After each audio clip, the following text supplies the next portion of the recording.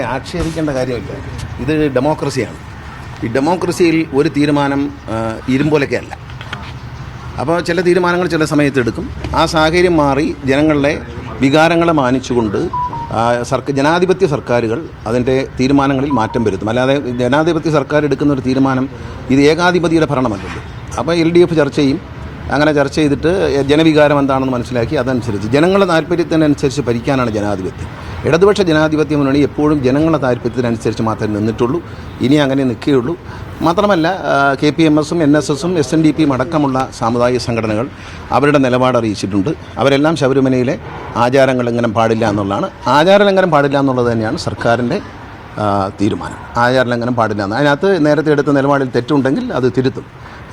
ഇടതുപക്ഷ ജനാധിപത്യ മുന്നണി എന്ന് പറഞ്ഞാൽ തെറ്റുകൾ സംഭവിച്ചാൽ തിരുത്തുന്ന പാർട്ടിയാണ്. അല്ല അതിൽ കിടന്ന് തൂങ്ങി പിടിച്ച് നാണക്കേടുണ്ടാക്കുന്ന ആളല്ല. ഞങ്ങൾ ജനാധിപത്യമാണ്. ജനങ്ങളുടെ താല്പര്യത്തിനനുസരിച്ച് ഞങ്ങൾ ചർച്ച ചെയ്ത് വേണ്ട മാറ്റങ്ങൾ വരുത്തും.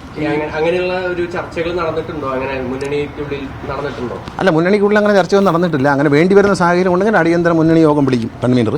അതനുസരിച്ച് നമ്മൾ ചെയ്യും. പക്ഷേ എന്നാലും ഒരു ധാരണയുണ്ട്, നമ്മൾ വിശ്വാസികൾക്കൊപ്പമാണ് എന്ന് മുഖ്യമന്ത്രി തന്നെ പ്രഖ്യാപിച്ചിട്ടുണ്ട്. ശബരിമല അയ്യപ്പ സംഘവുമായി ബന്ധപ്പെട്ട മീറ്റിങ്ങിൽ ബഹുമാനപ്പെട്ട മുഖ്യമന്ത്രി തന്നെ ഞങ്ങൾ ഭക്തജനങ്ങൾക്കൊപ്പം എന്ന് പറഞ്ഞിട്ടുണ്ട്. ഞങ്ങൾ ഭക്തജനങ്ങൾക്കൊപ്പം. കഴിഞ്ഞ 5-6 വർഷമായിട്ട് ഒരു കുഴപ്പമില്ലല്ലോ. കാരണം അന്നൊരു ഇഷ്യൂ വന്നെങ്കിൽ ഒരു കോടതി വിധിയുടെ പുറത്ത് വന്ന ഇഷ്യൂ ആണ്. അതിനുശേഷം കഴിഞ്ഞ 6 വർഷത്തോളം കഴിയുകയാണ്. ആ കഴിയുമ്പോൾ യാതൊരു വിധത്തിലുള്ള ഇഷ്യൂസുമില്ല. ശബരിമല വളരെ സ്മൂത്തായിട്ട് പോവുകയാണ്. അതിന് ആവശ്യമില്ലാത്ത പ്രതിപക്ഷവും BJP-യും മുതലെടുപ്പിന് ശ്രമിക്കാതിരുന്നാൽ മതി. അന്നുണ്ടായത് പിന്നീട് ഉണ്ടായ തെരഞ്ഞെടുപ്പിലുണ്ടായ വലിയ തിരിച്ചടി അത് ഈ ഒരു വിഷയം പ്രതിപാദിച്ചിട്ട് ഇല്ല. ഈ വിഷയം കൊണ്ടാണെന്നൊന്നും നമ്മൾ വിലയിരുത്തിയിട്ടൊന്നുമില്ല. ഈ വിഷയമൊന്നുമല്ല. പക്ഷേ അത് ഓരോ തെരഞ്ഞെടുപ്പിൽ ഓരോ സാഹചര്യമാണ്. ഇപ്പോൾ പഞ്ചായത്ത് തെരഞ്ഞെടുപ്പിൻ്റെ സാഹചര്യമല്ല പാർലമെൻറ്റ് തെരഞ്ഞെടുപ്പിൽ, പാർലമെൻറ്റ് തെരഞ്ഞെടുപ്പിൽ സാഹചര്യമല്ല അസംബ്ലി തെരഞ്ഞെടുപ്പിൽ. അതൊക്കെ മാറിയും തിരിഞ്ഞും വരും. കാരണം ഞങ്ങൾ കഴിഞ്ഞ മന്ത്രിസഭയിൽ 1-ാം പിണറായി സർക്കാർ കഴിഞ്ഞ് 2-ാമത്തെ വരുമ്പോൾ ഞങ്ങൾക്ക് ഇത്രയും ഭൂരിപക്ഷം കിട്ടുമെന്ന് നിങ്ങൾ വിചാരിച്ചാണ്? ആരെങ്കിലും വിചാരിച്ചാണ്? ഒരു LDF പിന്നെ UDF എന്ന് പറഞ്ഞ് 2-ാം ഭരണം എന്നെ കിട്ടുമെന്നും പ്രതീക്ഷിച്ചല്ലോ. പക്ഷേ ജനങ്ങളുടെ ഉള്ളിൽ കേരളത്തെ നയിക്കാൻ കരുത്തുള്ള നേതാവ് പിണറായി വിജയനാണെന്നുള്ള കാര്യത്തിൽ യാതൊരു സംശയവുമില്ല. നിങ്ങൾ ആരും വോട്ടിട്ട് നോക്കിക്കൂ.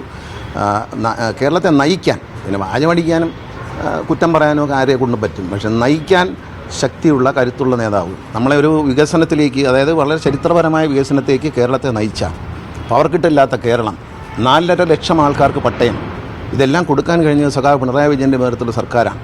ഞങ്ങളുടെ നാട്ടിലൊക്കെ ഭൂമിയില്ലാത്ത അനേകർക്ക് ഭൂമി സ്വന്തമായി. കാരണം 3.5 കോടി ജനമുള്ള സംസ്ഥാനത്ത് 4.5 ലക്ഷം പേർക്ക് പട്ടയം കൊടുത്തു, സ്വന്തമായി ഭൂമി നൽകിയെന്ന് പറയുന്നത് ചെറിയ കാര്യമല്ല. അതൊരു സർക്കാരിനെ ചെറുതായി കാണരുത്. അതൊക്കെ എടുത്ത് പറയൂ. അതൊക്കെയല്ലേ പ്രധാന കാര്യം. പട്ടയം കൊടുത്തു, എല്ലാ വില്ലേജ് ഓഫീസിൻ്റെ രേഖകളും നിമിഷം കൊണ്ട് കിട്ടുന്ന ഓൺലൈനിലേക്ക് കൊണ്ടുവന്നു, അഴിമതി കുറച്ചു. എല്ലാം അഴിമതി പൂർണ്ണമായി നിർത്തിയെന്ന് നമുക്ക് പറയാൻ പറ്റില്ല. അഴിമതി കുറച്ചു, പരിപൂർണ്ണമാണ്. 23 സർട്ടിഫിക്കറ്റുകൾ വളരെ വേഗത്തിൽ തടസ്സമില്ലാതെ ജനങ്ങൾ കിട്ടുക എന്ന് പറഞ്ഞാൽ അവിടെ അഴിമതിയില്ലല്ലോ, സമയബന്ധിതമായി കിട്ടുമല്ലോ. അപ്പോൾ ഇത്തരത്തിലുള്ള ഒരുപാട് വലിയ നേട്ടങ്ങൾ, വിദ്യാഭ്യാസ രംഗത്ത് വലിയ മുന്നേറ്റം നടത്താൻ കഴിഞ്ഞു. എല്ലാ എൻ്റെ നിയോജകമണ്ഡലത്തിൽ മാത്രം 55 സ്കൂളുകളാണ് പുതിയ ബഹുനില മന്ദിരം പണിതിരിക്കുന്നത് ഈ 10 വർഷത്തിനുള്ളിൽ. അപ്പോൾ മികച്ച നേട്ടമാണ്. കിഫ്ബിയിലൂടെ കോടാനുകോടി രൂപയുടെ റോഡുകൾ നിർമ്മിച്ചു. ഇപ്പോൾ ശബരി റെയിൽപാത വരുന്നു. അതിന് കിഫ്ബിയിൽ നിന്നാണ് പണം കൊടുക്കുന്നത്. സ്ഥലം എടുക്കാനായിട്ട് എത്രയോ കോടി രൂപ, 10,000 കണക്കിന് കോടി രൂപയാണ് സ്ഥലം എടുക്കാൻ വേണ്ടി കൊടുക്കുന്നത്. അപ്പോൾ ഇങ്ങനെ ഉള്ള ഒരു സാഹചര്യമാണ് നമുക്കുള്ളത്. അതുകൊണ്ട് നല്ലൊരു ഭരണമാണ് കേരളത്തിൽ നടക്കുന്നത്. കേരളത്തിൻ്റെ ചരിത്രത്തിലെ ഏറ്റവും വലിയ വികസന പ്രവർത്തനങ്ങളാണ്. അതിനെ ശ്രദ്ധ തിരിച്ചുവിടാൻ വേണ്ടി ശബരിമല, സ്വർണ്ണക്കൊള്ള എന്നൊക്കെ പറയുമ്പോഴത്തേക്കും വാജിവാഹനം എടുത്ത് കൊടുത്തവരും ഒക്കെ ഇതിനകത്ത് പെടുമല്ലോ. ഒരു പാർട്ടിക്കാർ മാത്രമാണ്.